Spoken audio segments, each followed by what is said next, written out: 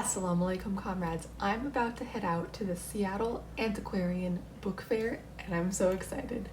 Part of me is hoping I really don't find anything because I do have 3 bookshelves, there's a whole nother one in my bedroom, and a chest, which this is sat on, entirely full of Soviet ephemera, magazines, newspapers, prints, you name it. I really don't need anything. I even have something coming in the mail from eBay, another magazine from the 1930s. This one's interesting because it mentions the shift in the Constitution and like the family codes.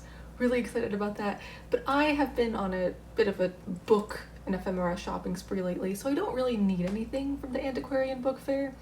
But it's the Antiquarian book fair, so I'm going, and we'll see if any of the sellers coming to Seattle have anything Soviet related, specifically pre-war.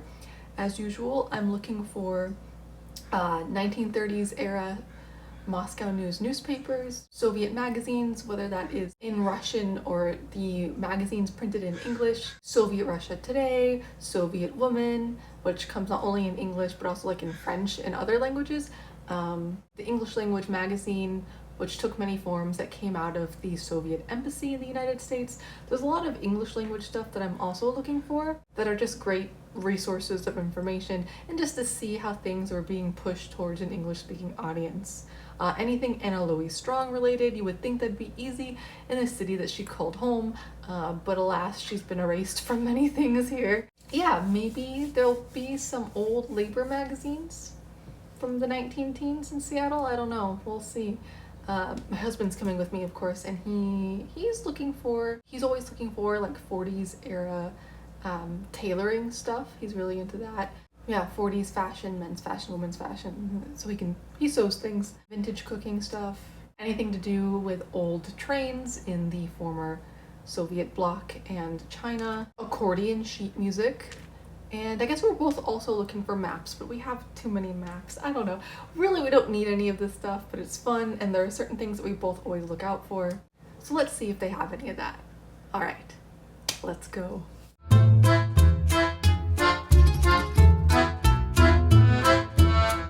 All right, so we start with obligatory shots of the Space Needle. I call it the Kosmoshishk, which is a terrible Russian translation, but it makes me laugh. And as you can see, the book fair went all out with advertising and signs. Yeah, it's not very bougie, alhamdulillah. And here's some more advertising. Nice, very, very antiquarian book fair. As you can see, I was probably one of the youngest people there. But I really tried to show you a variety of sites. Nothing I'm interested here, but cool. Byte magazine. Oh, this book. Books on communism. Amazing. Communism in China. That piqued my interest. There's a lot of books on China at this stall. You never really know what kind of information it'll have, so this one I picked up and took a look in. It was not great, but I liked the design of the book. Good cover design for sure. Also saw this pamphlet, Women in the Chinese Revolution, and I also really liked the art on the front. I even called my husband over since he's more interested in Chinese history, but he's like, nah, not worth it, not worth the price.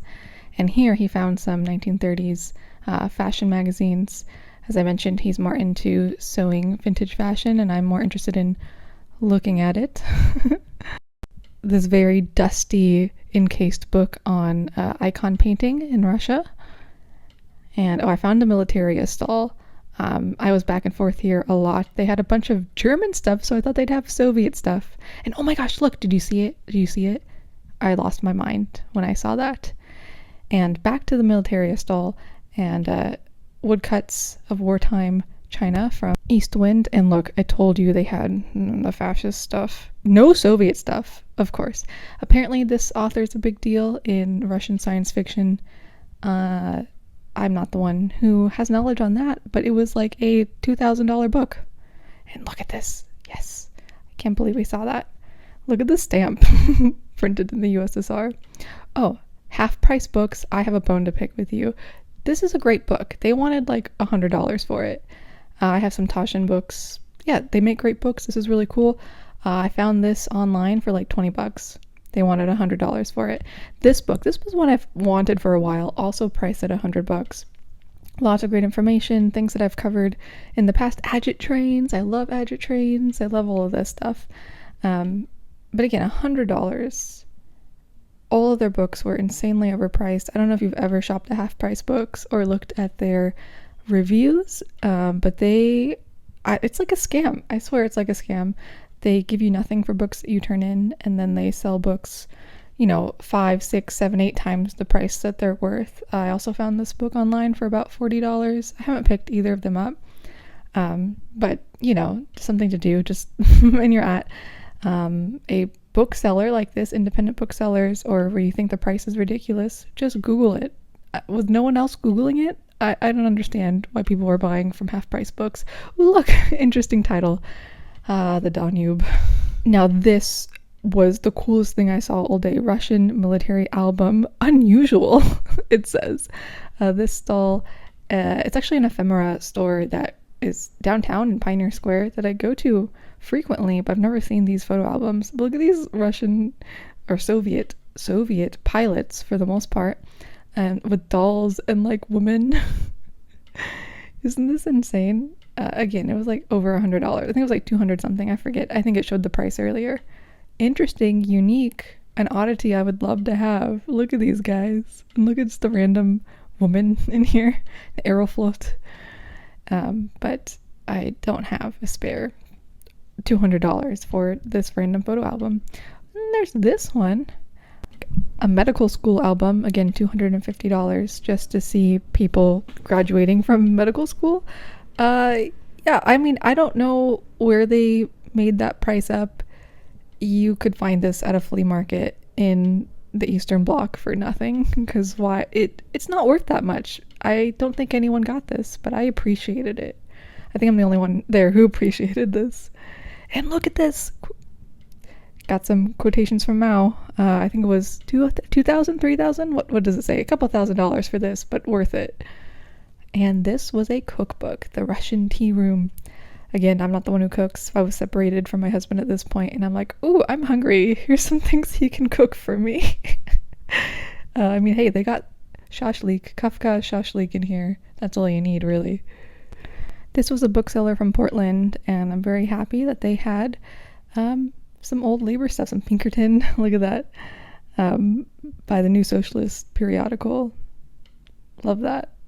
And Socialism from Below in the United States. Now this stall, they had a lot of marks. I think they're from Eastern Washington, but this is the book that I almost got, and I regret not getting it, but they're asking too much for it. Look at this beauty.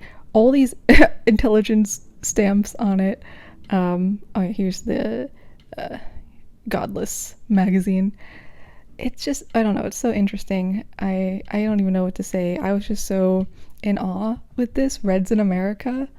Again, all the stamps, American Intelligence Service, also out of college, 1924, and it goes over like all of the different activities of Reds in America, and it's all obviously very negative, but I found it very useful and interesting from an academic point of view to see the anti-communist mindset in America in the 1920s and the kinds of things that they were documenting. Like, they had lots of pictures of different magazines and periodicals that those evil Reds are reading and getting their information from. But it actually introduced me to, like, look, the Young Comrade. It's a children's communist newspaper, and I hadn't been familiar with that before. Me very tired after hours on the floor in multiple rounds. Just my Viet Wa bag. Some things I already bought. Heck yeah. At this point, I was waiting for my husband to pick up the last book that we wanted, and I was looking over the Washington State Book Club that wanted me to join. I almost cried in front of them. It's a whole story. I have issues, I think. And then we left. Finally got 3 books left. And coincidentally, look at this. Turkfest was happening at the same time. What are the odds that Turkfest would be happening at the Seattle Center?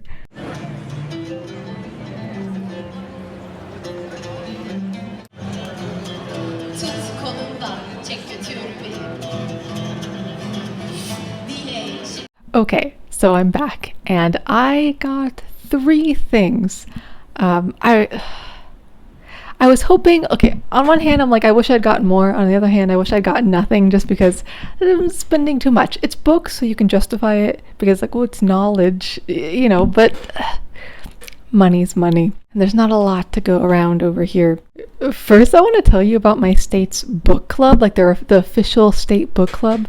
I don't know if they're just really trying to get people to join, but as soon as I walked past, the guy like recognized my Lennon pin, and he just started telling me all about the book club and wanted me specifically to join, and was like, "Oh, what do you do?" And I'm like, "Oh, I'm a historian," and I told him about what I do, and he's like, "Yeah, you should write for us. You should write like for our bi-monthly, I don't know what it is, thing that they put out." And I'm like, well, I don't think you'd want me to. And I kind of had a bit of a breakdown, like, hey, people don't usually like me writing for them or representing their institution or organization because I talk about the positives and I humanize people. And they're like, no, we're cool with that. So I'm like, man, maybe I'll join the Washington State Book Club.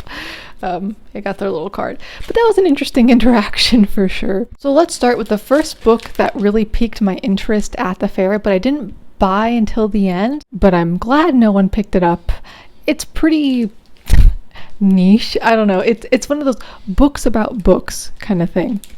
So it's the only one that didn't seal it, so we could have gotten in trouble for this. This Books on Communism, a bibliography edited by Walter Kollars. New enlarged edition, so it used to be smaller. And it's basically, it has multiple sections, right, about different kinds of literature that's written about communist nations and communism in general. And then for every section, alphabetically by author, it gives you recommendations. For instance, Comintern and World Communism. And like, you see all these different books that they recommend, and it's a pretty wide array of things. One of the first things I did was go to the back and see, do they have anything by Anna Louise Strong? And they do. They have 4 books recommended in here, all about China though, about her trips to China and her observations in China. But it's really cool and really useful. I think especially as a historical researcher, it's like a wonderful resource. Like here, the Soviet economy, and here's all the books like about the Soviet economy. Sorry, I forgot to tell you when this was printed because that's kind of important. Printed 1963. The first edition was 1959. So every book up until 1963 that is about communism from various perspectives, various topics. Purges and purge trials. Yay. Religion. There's a bunch of books on religion. The arts and sciences, studies of Soviet nationalities, Soviet Russia and the West. Lots of really interesting stuff in this book, and I'm really excited to put it on my bookshelf. Yeah. Next is a book that when I saw it, I made a sound that spooked the man standing in front of it. I was just really excited. It's sealed. Let me unseal it. Oh, the actual place I got it's on here. Live Oak. Yeah, Live Oak Booksellers. The guy was really cool. He was super happy that I got the book, and I'll tell you about that later. So it's The Road to the Great Pamir by Anna Louise Strong. This one I've been trying to get my hands on for a long time. I've had it. In fact, this exact book from this exact bookseller was in my cart on Abe Books, and I just have never bought it yet.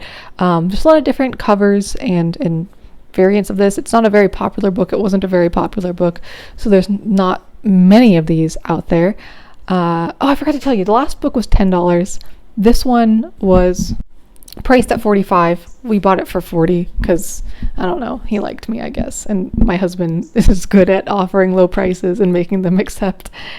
But yeah, so I'm very excited. My newest Anna Louise Strong book, one I've wanted for a while. There's nice photographs. It's in great condition, so I know I'm like holding it in a way that ruins it, but it's my book now. I'll hold it how I want. But because I've read the biography that mentions the background behind every single adventure, it's really fun to come across the books I haven't read yet, knowing like the mindset she was in, what she was going through, and her intentions and motivations behind her travels and what she wrote. So yeah, very excited about that. Oh yeah, so anyways, the guy was like, oh, like you're so excited, like who is this? And so I got to tell him all about Anna Louise Strong, and he's like, yeah, I almost didn't bring this book, and it's not normally the kind of thing I would have picked up, but I, bought this collection off of this guy where he was the kind of person to just buy anything. So this is just amongst all of his stuff. If he didn't have anything else, I don't have any other Anna Louise Strong. But he was very, very intrigued. And then about an hour later, he found me in the book fair, tracked me down. He's like, I have to tell you, I just did some research. He was looking her up, and he's like, oh, and by the way, I did sell one of her books, something about songs. And I'm like, oh, Song of the City. And he's like, yeah, you have it, don't you? I'm like, no, it's not one I'm interested in. It's a really early one. But it was really cool because I feel like me being very passionate and explaining who she was to him got him interested, and that makes me really happy to see. And she's local to the Seattle area, so he should know her. No one knows of her. There's some reasons for that. And lastly, yes, I only got 3 books, but there are quite a few stalls with maps and atlases, and as you know, I collect maps and atlases. And this one booth had a very charming man who looked at the price and was like, I must have been drunk when I wrote that. How about this? So we got it. I'm not going to say the price because it was kind of a lot. Not a lot. It was, under $100, but more than $40. I'll say that. Oh, it's beautiful. It's a Soviet World Atlas. And it's funny because, of course, it's Soviet, so as with all things Soviet, the price is stamped on the back, and it was 6 rubles. Can you see that? So, of course, we're like, well, it says it's 6 rubles. That's what, $30, given inflation? He's like, well, ruble isn't worth anything now. Meh. Anyways, 1967. And it does have a little stamp that's all skewed that says printed in the Soviet Union. Do you see that? It's upside down, but I'll show you. I'll show you in a close-up for sure. But believe it or not, we don't have an old Soviet atlas. I have Russian, newer Russian atlases. I have many maps of the Soviet Union. I have a few maps that are Soviet, but I don't have an old atlas that is Soviet. So that's how we justified it. We don't technically have anything like this specifically, so here it is. And it's a nice size. It's not too big, not too small. I thoroughly enjoy it, and it looks great. So yeah, that was the Antiquarian book fair and my book haul. I hope you enjoyed that little adventure and outing. I hope if you have a local antique or rare bookstore that you go and take a look and support them. You can find many, many treasures there. They're not always expensive. As I said, I got, this was 10 bucks. It's a big book. It's a great resource, and you can find lots of very niche things for very cheap. It's just, honestly, worth is just attributed by chance, I feel. I mean, no, there's methodology behind it. You people who sell rare books are cringing at me. But what really determines a book's price is not necessarily the age or the rarity, because sometimes something's rare, but no one really cares for it. You can get lots of Anna Louise Strong books for relatively cheap. I've gotten many books of hers for under $10 in similar condition to this, and it's just that person selling it didn't think much of it. This person selling this one saw that it was at least something interesting, made it more expensive. I don't know. Actually, don't listen to me. Don't listen to anything I'm saying. I don't know what I'm talking about, but you can find treasures, rare treasures, for relatively cheap. And used antique books is a great way to gain information from a certain time period and perspective that you can't really find today. And yeah, being at that antique fair was very nice. There's a lot of old white men, but I still enjoyed it. So thank you for listening. Links, as always, are down below if you want to support me, and have a great day. Be inspired by history.